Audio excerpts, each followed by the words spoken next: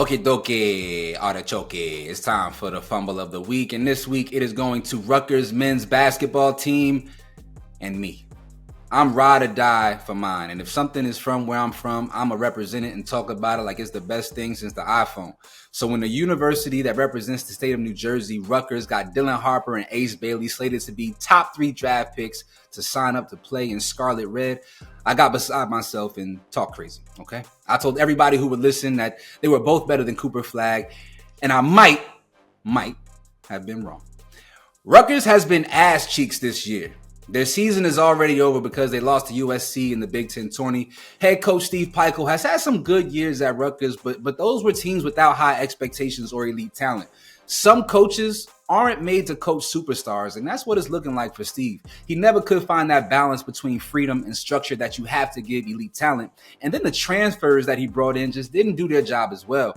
Just a waste of an opportunity to give Rutgers a facelift and make it a real landing spot for high-level talent in the Northeast. That now looks like it will be St. John's. Now, in my opinion, I still feel like Dylan Harper has a chance to be a better pro than Cooper, but I got to give credit where it's due, because the truth is Cooper Flagg has been the best player on the current number 1 team in the nation, and I got to keep it all the way at that. While he's been the best player in the entire country. He leads Duke in every single statistical category on both offense and defense, and Duke has only lost 3 games this year.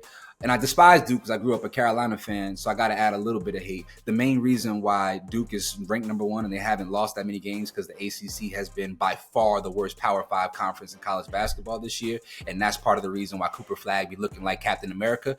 But nevertheless, I got to learn to hold my own L. And so this week, like I said, Rutgers and myself get the fumble for putting too much dip on the chip. So, Samaria, do you feel like Cooper Flagg is going to be a savior someday for an NBA team? Yes. And to kind of piggyback off of what you said about him being the best player on the best team, but the ACC isn't really good. I feel like their non-conference schedule was still tough. They beat my Tigers.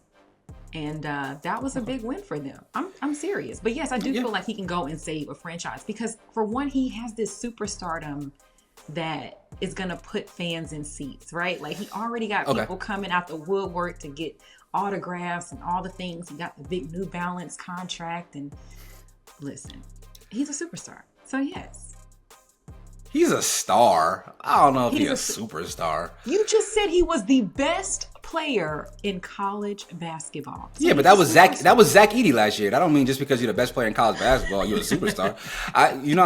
But we knew that Zach Edey's game, it was going to be difficult to kind of translate. He's slow. Yeah. We're not worried about that with Cooper. I have some questions about Cooper's ability to be the main focal point of an NBA offense. I still need to see what that looks like on an NBA level when he's playing against people who are every bit the athlete that he is. Obviously, he's immensely talented. I think the best attribute, and this is not a knock, it's like Giannis, right? Like, Giannis isn't the most skilled player, but his motor is what makes him so great. And I feel like Cooper has a really, really high motor, both on offense and defense. I'm not saying that like he's some high energy player. I'm just saying that that's one of the greatest attributes that I feel like will translate regardless of if it takes some time to develop his skill set to make a true impact on the NBA level. I just don't know if, like, is he Jason Tatum? Right? Like, you can kind of say they're built kind of similar, but I don't think he has the fluidity on offense as a Jason Tatum. But maybe, like, do you feel like he's better than Jaylen Brown? No, I wouldn't say that.